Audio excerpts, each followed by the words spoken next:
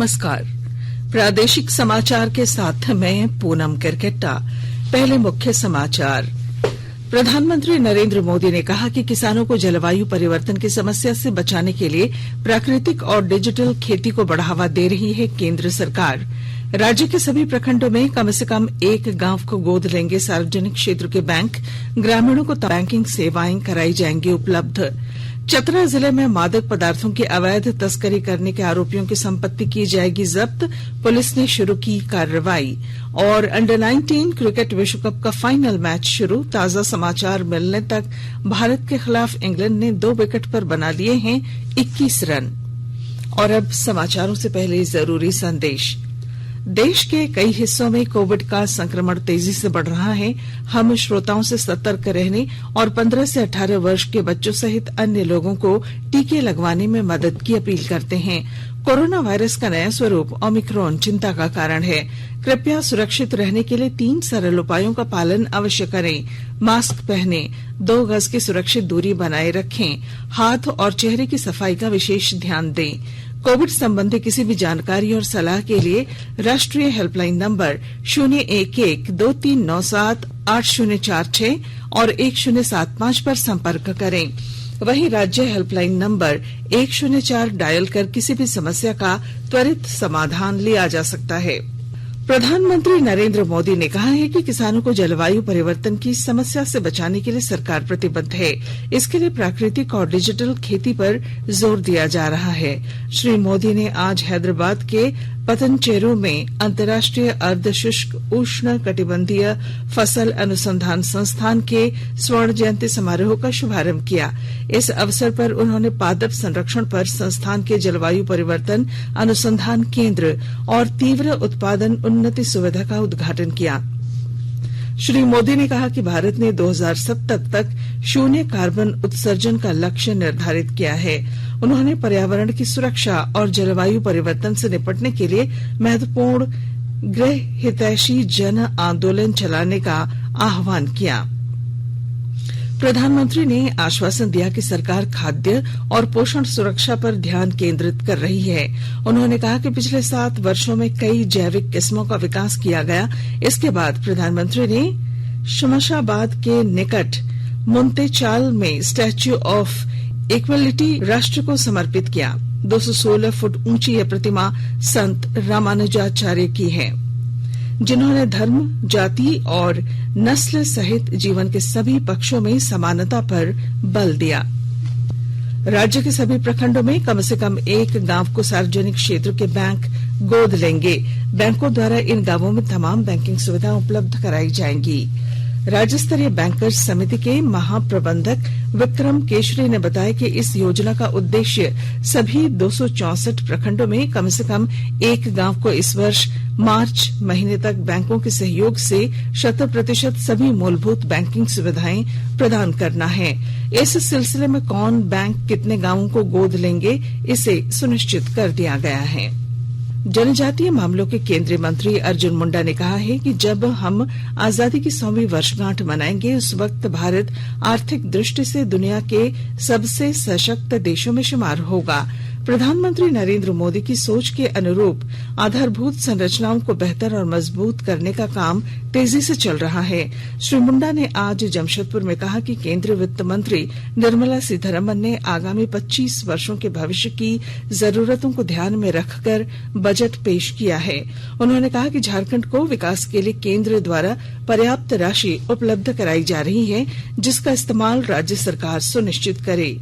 उधर गुमला में राज्यसभा सांसद समीर उरांव ने कहा कि केंद्रीय वित्त मंत्री ने देश के विकास को गति देने वाला बजट पेश किया है। यह स्वास्थ्य, समावेशी विकास, ऊर्जा, प्रौद्योगिकी, पर्यावरण और डिजिटल मुद्रा को बढ़ावा देने वाला बजट है।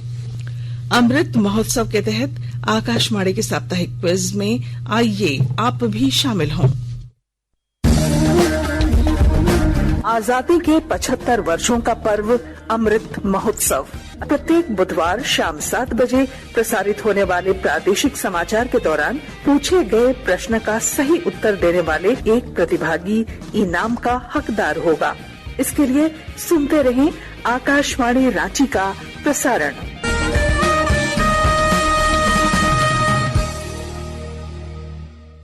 जागो ग्राहक जागो, जागो ग्राहक जागो। आजादी का अमृत महोत्सव के लिए सभी उपभोक्ताओं को शुभकामनाएं। हॉलमार्क सोने की शुद्धता सुनिश्चित करता है। हमेशा हॉलमार्क वाले सोने के आभूषण खरीदें। उपभोक्ता किसी भी शिकायत के लिए कृपया राष्ट्रीय उपभोक्ता हेल्पलाइन टोल फ्री नंबर 14404 पर संपर्क करें। उपभोक्ता मामले विभाग, भारत सरकार द्वारा जनहित में जारी। जानो अपने अधिकारों को, अपने हक पहचानो, बेईमानों को सबक सिखाओ, ग्राहक अब तो जागो, जागो ग्राहक जागो, जागो ग्राहक जागो। श्री बद्रीनाथ धाम के कपाट 8 मई को सुबह 6:15 बजे श्रद्धालुओं के लिए खोल दिए जाएंगे। आज वसंत पंचमी के शुभ अवसर पर इसकी घोषणा की गई। इस अवसर पर मंदिर के मुख्य पुजारी ने वैदिक मंत्रोच्चार और अनुष्ठान के साथ पंचांग और चौकी की पूजा की। राज्य भर में आज वसंत पंचमी धार्मिक श्रद्धा, आस्था और उल्लास के साथ मनाया गया। इस मौके पर श्रद्धालुओं ने देवी सरस्वती की विधि विधान और श्रद्धा के साथ पूजा अर्चना की। शैक्षणिक संस्थानों और पंडालों में मां सरस्वती की प्रतिमा स्थापित की गई। इधर देवघर स्थित बाबा बैद्यनाथ मंदिर में परंपरा अनुसार भोलेनाथ का तिलक उत्सव मनाया गया। खूंटी समेत अन्य जिलों में भी कोविड-19 दिशा निर्देशों के तहत सरस्वती पूजा मनाई गई। आकाशवाणी के ताजा तरीन समाचारों के लिए आप हमारी वेबसाइट newsonair.com पर लॉग ऑन कर सकते हैं। ताजा समाचार Twitter handle @AIR News Alerts और Facebook page all India radio news पर भी उपलब्ध हैं। आप प्रादेशिक समाचार एकांश के ट्विटर हैंडल @AIR News_Ranchi और फेसबुक, इंस्टाग्राम पेज तथा YouTube channel AIR News Ranchi पर भी हमारे बुलेटिन सुन सकते हैं। प्रादेशिक समाचार आप आकाशवाणी रांची से सुन रहे हैं और अब पेश है कोरोना से बचाव के कुछ संदेश। चलो मिलकर एक शुरुआत करें, चलो एक फैसला आज करें, मास्क नहीं तो टोकेंगे, कोरोना को रोकेंगे, चलो एक इरादा करते हैं, चलो कुछ वादा करते हैं, मास्क नहीं तो टोकेंगे, कोरोना को रोकेंगे। भारत सरकार द्वारा जनहित में जारी। कोविड-19 से बचाव और सुरक्षित रहने के 3 उपाय। मास्क लगाएं, 2 गज दूरी है जरूरी, सुरक्षित दूरी रखें, हाथ और मुंह साफ रखें। प्रादेशिक समाचार में आपका फिर स्वागत है। चतरा जिले में मादक पदार्थों की अवैध तस्करी करने वालों की संपत्ति जब्त करने की कार्रवाई पुलिस कर रही है। जिले के पुलिस अधीक्षक राकेश रंजन ने बताया कि कम से कम 2 बार जेल जा चुके तस्करों को चिन्हित किया जा रहा है। इसके बाद narcotics, drugs and psychotropic substance act के प्रावधानों के तहत उनकी संपत्ति जब्त की जाएगी। पिछले वर्ष पुलिस ने लगभग 50 करोड़ रुपए से अधिक के मादक पदार्थों और वाहन जब्त करने के साथ 856 एकड़ भूमि में अफीम की खेती नष्ट की थी और 165 तस्करों को गिरफ्तार भी किया था। देश भर में पान मसाला, गुटखा और चबाने वाले तंबाकू उत्पाद बनाने वाले उद्योगों पर पूर्ण प्रतिबंध लगाने की मांग को लेकर सीड्स संस्थान ने प्रधानमंत्री और केंद्रीय स्वास्थ्य मंत्री को पत्र लिखा है। सीड्स के कार्यपालक निदेशक ने बताया कि देश में तंबाकू सेवन से हर वर्ष लगभग 13.5 लाख लोगों की मौत होती है। उन्होंने तंबाकू के भ्रामक प्रचार पर भी रोक लगाने का आग्रह किया है। जामताड़ा जिले में सूचीबद्ध लैंप्स और पैक्स किसानों से धान की खरीदारी कर रहे हैं। जिला प्रशासन इसकी पूरी मॉनिटरिंग कर रही है। विस्तृत ब्यौरा दे रहे हैं हमारे संवाददाता। जामताड़ा जिले के किसानों को धान का उचित मूल्य समय पर प्राप्त हो, इसके लिए जिला प्रशासन के द्वारा आवश्यक पहल की जा रही है। जिले के सूचीबद्ध लैंप्सों के माध्यम से धान की खरीद की जा रही है। जामताड़ा जिले के पंजीकृत 1216 किसानों से अब तक 70,574 क्विंटल धान की खरीद की जा चुकी है। 316 किसानों के खाते में राशि हस्तांतरित भी कर दी गई है। उपायुक्त फैज अहमद मुमताज ने बताया कि संबंधित अधिकारियों को निर्धारित लक्ष्य के अनुरूप धान का क्रय करने का निर्देश दिया गया है। उपायुक्त ने किसानों से धान का क्रय करने के 48 घंटे के अंतराल में निर्धारित राशि का भुगतान संबंधित किसानों के खाते में हस्तांतरित करने का निर्देश दिया है। धान का उचित मूल्य समय पर प्राप्त होने से जामताड़ा जिले के किसानों के बीच खुशी का माहौल देखा जा रहा है। सुभाष प्रसाद सिंह, आकाशवाणी समाचार, जामताड़ा। हजारीबाग जिले में पुलिस को मोबाइल चोरों के खिलाफ बड़ी सफलता मिली है। पेलावल थाना पुलिस ने चोरी के 31 मोबाइल फोन के साथ 9 आरोपियों को गिरफ्तार किया है। पुलिस ने छापेमारी अभियान चलाकर ये कार्रवाई की। सिमडेगा जिले के कोलेबिरा थाना क्षेत्र स्थित बेसरा जारा गांव में 4 जनवरी को एक युवक की उग्र भीड़ द्वारा पीट कर हत्या किए जाने के मामले की जांच सीआईडी करेगी। कुछ संक्षिप्त खबरें। राजधानी रांची के लोअर बाजार थाना स्थित कांटाटोली बस स्टैंड के निकट एक होटल में एक युवक की हत्या किए जाने का मामला सामने आया है। घटना में शामिल आरोपियों की शिनाख्त में पुलिस जुटी है। गढ़वा जिले के कांडी थाना क्षेत्र स्थित खुटहेरिया में प्राचीन गरदाहा शिव मंदिर से कल रात बहुमूल्य मूर्तियों की चोरी हो गई। पुलिस पूरे मामले की छानबीन कर रही है। पलामू जिला पुलिस और रोटरी सहेली के सहयोग से निःशुल्क बुनाई प्रशिक्षण शिविर की शुरुआत हुई है।